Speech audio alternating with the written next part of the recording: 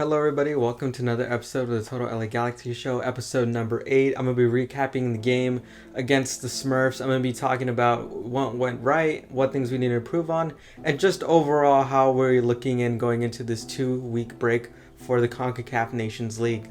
Don't forget guys, remember to follow, subscribe on my YouTube channel. I'm going to be having a FIFA Career Mode series going on.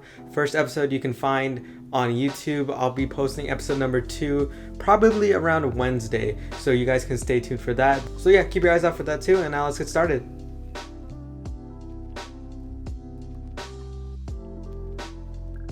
The LA Galaxy came back home after that loss against Portland 3-0, which was capped by Derek Williams getting a red card and a really nasty tackle. Williams was suspended for this game due to that red card, so we kind of had a bit of a shape up in the lineup. Also too, Sebastian Lletget was off on international duty, and just congratulations to Sebastian Lletget for scoring a goal against Switzerland this weekend. Good goal, Sebastian. We're cheering for you on here. All the G's got your back, man.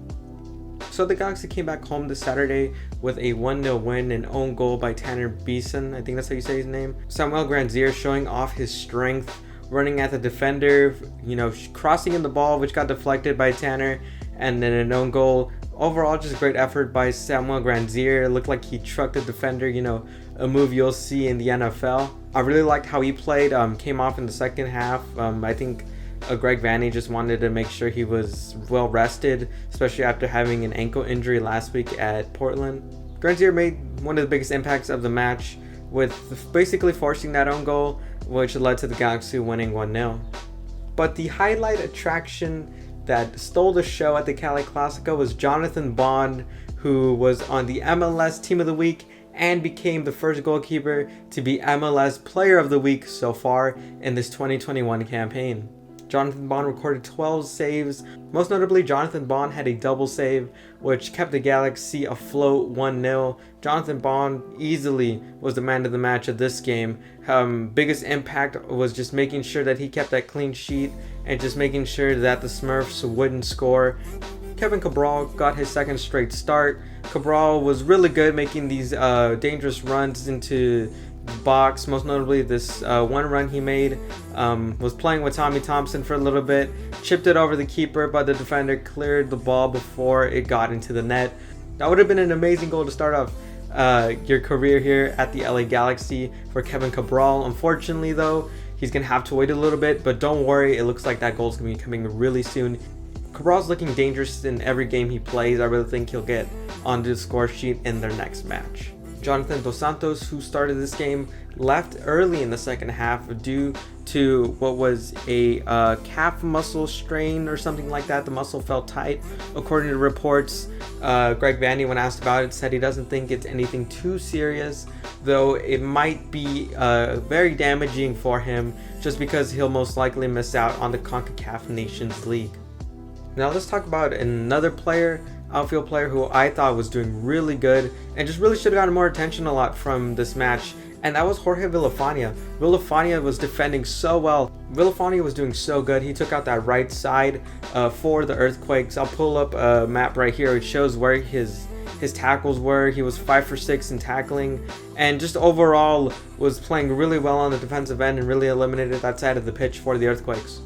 I'm glad to see that Villafania is doing really well with the Galaxy so far. And then of course on the other right side you have Julian Arahu, who played really well, though I thought his yellow card that he received was a really dumb challenge. I don't really think why he should have been that aggressive so far out. The ball wasn't even, I don't know if I'm correct, the ball was right at midfield and he just shoved one of the players, so I thought that was a really dumb challenge, which ultimately led to a yellow card.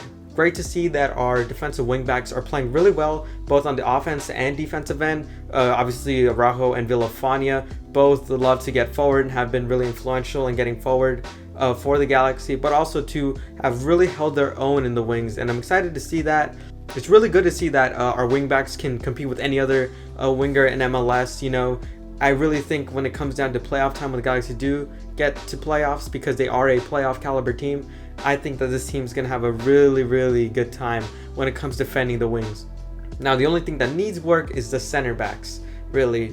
While Jonathan Bond did have his 12 saves and looked great, he shouldn't be making more than 10 plus saves every game. Derek Williams was suspended for this game, so Nick DePuy came into his spot next to Daniel Steres. I still think that just the team just lacks a bit of communication and I guess kind of understanding what the positioning is as center backs, which is why a lot of the goals that the Galaxy have conceded, it's been because of poor placement of where the center backs are and just not being aware enough of where the ball is going into, and somebody committing too much or somebody barely committing at all. So that's the only thing that I think needs working with the center backs. Speaking of involvement, somebody who should have been more involved in this game was Cameron Dunbar. Cameron Dunbar came in to start at that right wing spot, usually where Grandsir will play. Obviously, I think Greg Vanney was a bit cautious with Grandsir's injury, so he gave Dunbar the start. He did come off for Grandsir later in around the 65th minute. But overall, Cameron Dunbar had the lowest touches of any other player on the Galaxy. He had around 21 touches, and to put that in comparison, the other player who was on the other side, Kevin Cabral, had an amount of around 72 touches during the whole game. Dunbar was making runs and he was definitely trying to spread the defense out, but I really think he needs to get more comfortable with the ball at his feet, and I think he just needs to be a bit more aggressive attacking at the side, you know. I really like his dribbling, I like his control with the ball, and I really think that we can utilize that to the most this season. I don't think Dunbar is quite starter quality yet, but maybe down the road, maybe coming off the bench, which is really what I've been advocating for, of Dunbar playing a lot more through the bench.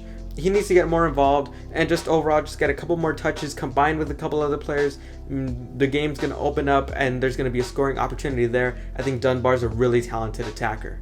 And probably my surprise of the game was that Sasha Kaleshin, the 36-year-old, played the full 90. And I was kind of surprised that he started. I really thought Adam Saldana should have played in that position. No disrespect to Sasha Kaleshin, but you know, I wasn't really expecting him to play 60 minutes, maybe get subbed off right at halftime or after halftime. But on that note, talking about Saldana, he did really well. Obviously, that move he did to get away from the San Jose Earthquake defenders was really nifty, and it was something I enjoyed watching.